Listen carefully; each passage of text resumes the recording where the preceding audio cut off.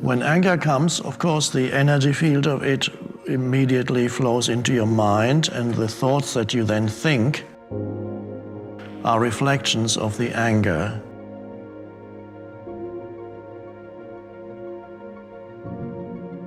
The anger makes you think certain thoughts. These are thoughts that come out of the anger.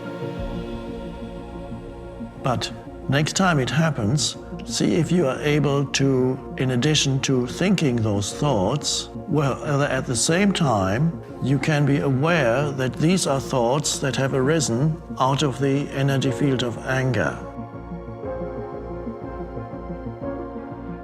In other words, see if you can have an awareness, whether you can have an awareness not only that there's the energy of anger flowing through you,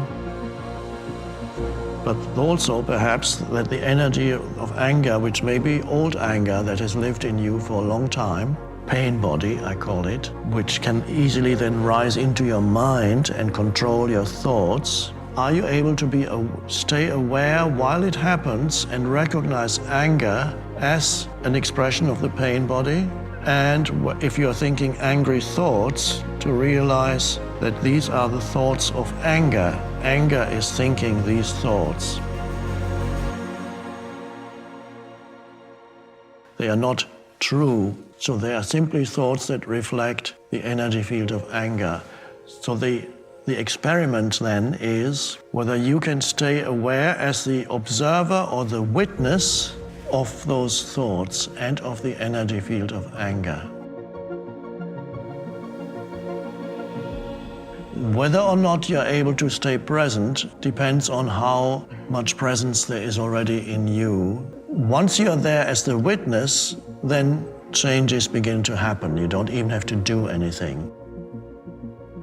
So that you don't become completely identified with it.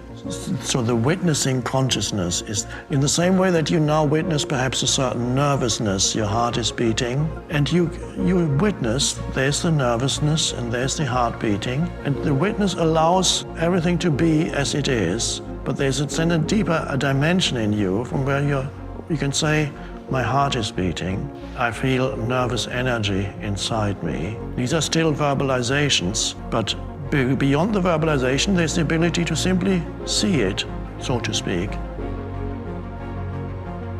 Then that will change all the old patterns. The more awareness comes in, the more the old patterns will change. So you don't have to change yourself, because that's complicated. Many people try to do that. I have to change myself.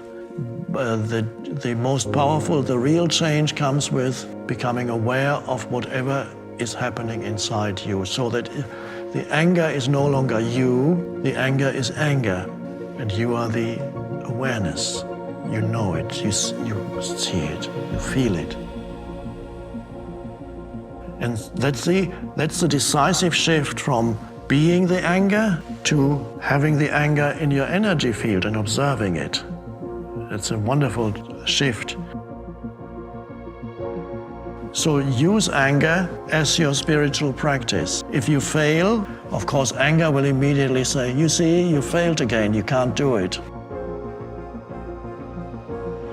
Millions, billions of people on the planet who have that same thought pattern, there's something wrong with me. It's part of the human ego.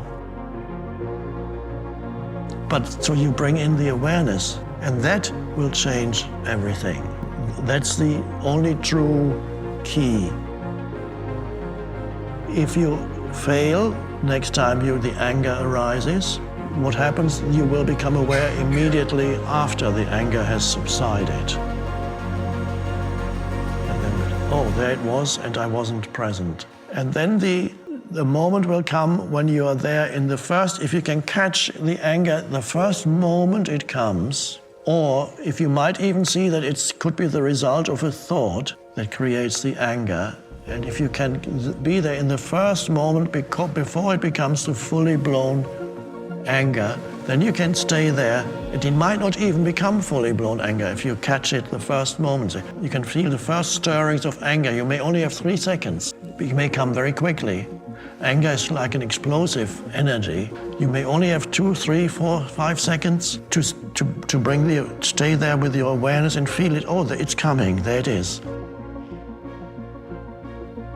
That's the pain body, the angry pain body coming.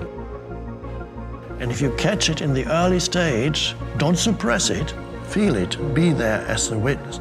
Then you can stay, even as it grows, the witness grows with it. It may not even grow. We'll have to see whether it still grows into full-blown anger or not. That doesn't matter. And so you be thankful for your anger, because the anger can become a very important spiritual practice for you. Because through it, awareness can grow. So it's sometimes strange for people to see you can be thankful for things that you think are the most difficult obstacles in your life, but they can become your greatest opportunity for spiritual awakening. Use it as part of your practice.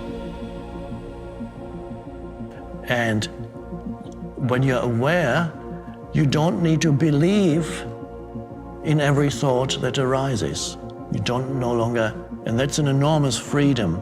You recognize it as a thought that comes from anger, not the truth.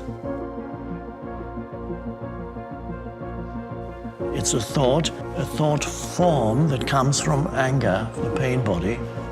And if a thought comes from anger, it's not the truth, it's a distortion.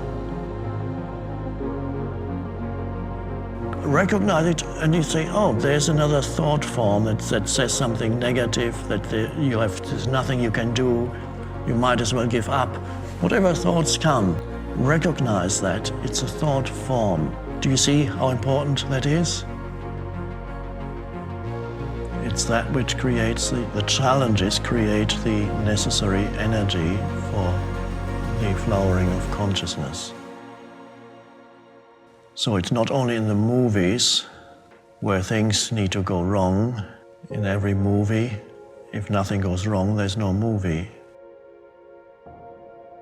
The character doesn't develop. Everybody remains the same.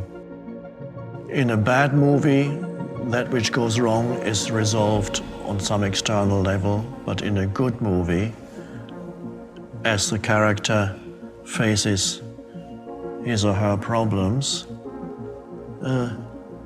he or she